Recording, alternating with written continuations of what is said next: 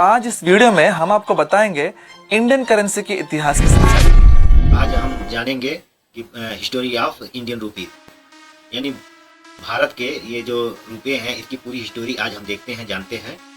बहुत दिलचस्प हिस्टोरी होगी, जानना भी चाहिए। कुछ हिस्टोरी जो होता है, कुछ इतिहास, उसको जानना चाहिए। तो इसमें आज मुझे एक वीडियो मिला है जो हिस्टोरी ऑफ इंडियन रुपीज, इस पे है, यानी कि रुपए का शुरुआत कहाँ से कैसे कैसे हुआ है। तो आप जुड़िए लाइव मेरे साथ और जानते हैं भारत की इस हिस्टोरिकल रुपये की हिस्टोरी में जो होता है। बेहद दिलचस्प है। जो जेब में रखे करेंसी नोट का इतिहास कुछ ऐसा रहा भारतीय रुपये का सफर, जो बताते चलते हैं कि भारतीय रुपये एक लंबा इतिहास है। भारतीय रुपये का एक लंबा इतिहास रहा है जो 6वीं शताब्दी के प्राचीन भारत में देखा जा सकता है। आइए जानते हैं कि भारतीय करेंसी रुपये का क्या इतिहास है और कैसे भारतीय मुद्रा सदियों से लेकर आज तक रुपये में विकसित हुई है। तो इसके बारे में जानते हैं। चलिए शुरू करते हैं वीडियो और देखते हैं भारतीय रुपये का इतिहास। अगर आपको वीडियो पसंद आए तो चैनल को सब्सक्राइब कर लीजिए और बेल आइकन प्रेस कर लीजिए ताकि आने वाली ऐसे इन्फॉर्मेटिव वीडियोस की जानकारी आपको मिलती रहे।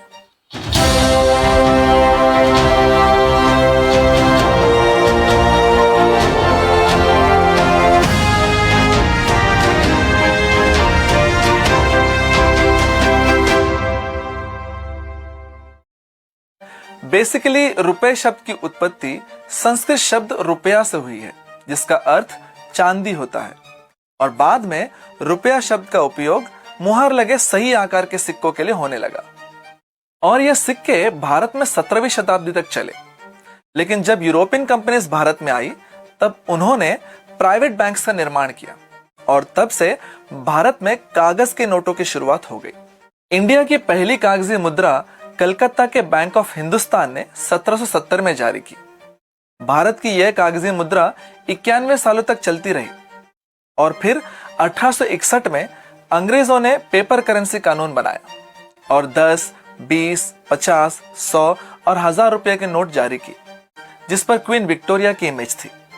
लेकिन यह मुद्रा भारत के सभी हिस्सों में लागू नहीं हो सकी, क्योंकि उस समय भारत पर अलग अलग देशों का कब्जा था।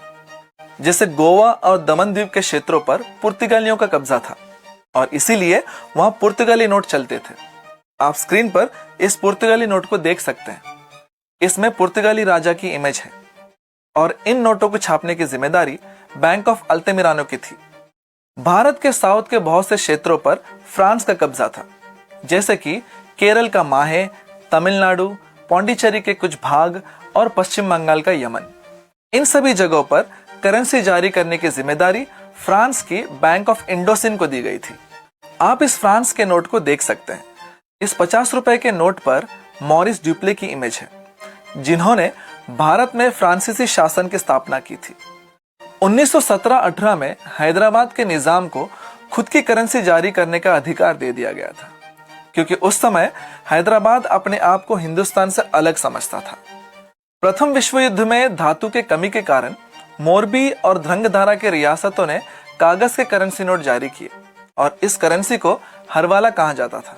और उसी प्रकार दूसरे विश्व युद्ध के दौरान भी धातु के कमी के कारण 36 रियासतों ने, जैसे कि गुजरात, राजस्थान, सिंध, बलूचिस्तान और मध्य प्रांतों ने सिक्कों के स्थान पर कागज के टोकन जारी किए। भारत में आरबीआई की स्थापना 1 अप्रैल 1935 में हुई, जिसके बाद आरबीआई को नोटों को जारी करने का अधिकार मिल गया। आरबीआई की पहली करेंसी 5 रुपए की नोट की थी, जिस पर किंग जॉर्ज V की इमेज थी। इस नोट को 1938 में छापा गया था। उसके बाद 1947 में भारत के स्वतंत्रता के बाद नोटों को नए तरीके से डिजाइन किया गया और 1 रुपए की यह नोट छापी गई, जिसमें किंग जॉर्ज V के जगह सारनाथ के अशोका एम्बलम की इमेज को यूज किया गया। इस इमेज को आप स्क्रीन पर देख सकते हैं। और उसी के 2 साल बाद रिजर्व बैंक ऑफ इंडिया को भारत सरकार द्वारा 1949 में नेशनलाइज कर दिया गया। 1949 के पहले कोई भी बैंक नेशनलाइज नहीं थी। इसीलिए फ्रीडम फाइटर सुभाष चंद्र बोस जी ने 1943 में अपनी एक करेंसी लॉन्च की थी। उस करेंसी को आजाद हिंद बैंक द्वारा छापा जाता था। उन नोटों पर सुभाष जी का तस्वीर हुआ करता था, परंतु कुछ कारणों की वजह से ये नोट प्रचलन में नहीं आ पाए।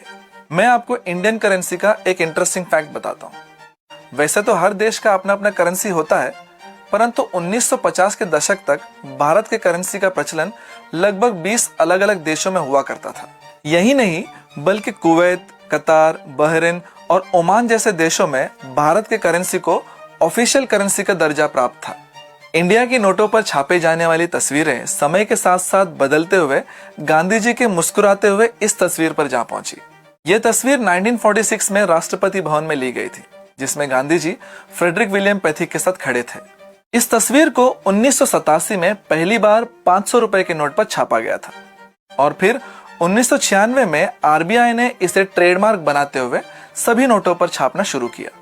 अगर इन नोटों को ध्यान से देखें तो हमें पता चलता है कि इन नोटों पर टोटल 17 भाषाओं में डिनोमिनेशन लिखा होता है और 1 रुपए को छोड़कर हमारे सारे नोटों पर आरबीआई के गवर्नर का सिग्नेचर होता है। अब आप ये सोचोगे तो फिर 1 रुपए के नोट पर किसका सिग्नेचर होता है? तो इसका जवाब यह है कि 1 रुपए के नोट पर फाइनेंस सेक्रेटरी का सिग्नेचर होता है, क्योंकि ये नोट मिनिस्ट्री ऑफ फाइनेंस द्वारा जारी की जाती है। ये तो हुए इंडियन करेंसी के डिटेल्स। अब हम जानेंगे ऐसी घटना के बारे में जिससे पूरा देश हिल गया था। 8 नवंबर 2016 की रात भारत में डीमोनेटाइजेशन किया गया। पर क्या आपको यह पता है, भारत में पहला डीमोनेटाइजेशन 1946 में और आजाद भारत में 1978 में हुआ था। इन दोनों डीमोनेटाइजेशन का लक्ष्य 10,000 के नोटों को बंद करके भ्रष्टाचार पर लगाम लगाना था। इसी प्रकार भारत में कई बार नोटों में चेंजेस किए गए। उसी के साथ साथ नोटों पर के इमेजेस भी चेंज हुए, कभी किसी इवेंट को डेडिकेट करते हुए तो कभी किसी इवेंट से इंस्पायर होकर। उम्मीद करते हैं हमारे इस वीडियो से आपको बहुत कुछ सीखने को मिला। इसके अलावा इंडियन करेंसी के बारे में आपके पास और कोई जानकारी हो तो कमेंट सेक्शन में लिखकर बताइए। तो दोस्तों, ये वीडियो और ये जानकारी आपको कैसा लगा? ऐसा इन्फॉर्मेशन भाई आपको ये क्रेडिट जाता है जिसने भी ये वीडियो बनाया है उस चैनल को, और ये शुक्रिया है। ये ऐसी जानकारी ढूंढ कर बनाना, वीडियो बनाना, हम तो किसी का वीडियो लेकर रिएक्शन वीडियो में चलिए डाल देते हैं, लेकिन उनको क्रेडिट ज़्यादा जाता है कि मतलब ये रात दिन मेहनत करके कई दिन इस पर रिसर्च करके फिर उसके बाद एक वीडियो बनाते हैं। वीडियो ऐसे नहीं बन जाता है। तो शुक्रिया आपका भाई जानकारी के लिए, और आप सबका भी शुक्रिया जो हमारे साथ इस रिएक्शन वीडियो में इस जानकारी को मेरे तरफ से शेयर करने के साथ साथ आप तक पहुँचाया। तो इस तरह का वीडियो मुझे मिलता है, कोई भी नॉलेजेबल होता है तो उसको मैं शेयर करता हूँ। बाकी इस वीडियो का लिंक मैं दे दूंगा डिस्क्रिप्शन में। और इस तरह की जानकारी और बहुत से वीडियो में, मेरा वीडियो ऐसा रहता है कि भाई उसमें हम कुछ सीखें और सामने वाला अगर हमारा वीडियो देखता है, हमारे साथ जुड़ा है, तो अच्छी जानकारी के साथ हमसे जुड़ा रहे। और उम्मीद यही है कि भाई आप सब हमारा सपोर्ट करें और अच्छे वीडियो के साथ हमें भी मोटिवेट करें ताकि हम ऐसे काम करते रहें। तो मिलते हैं फिर अगले वीडियो में। अस्सलाम वालेकुम।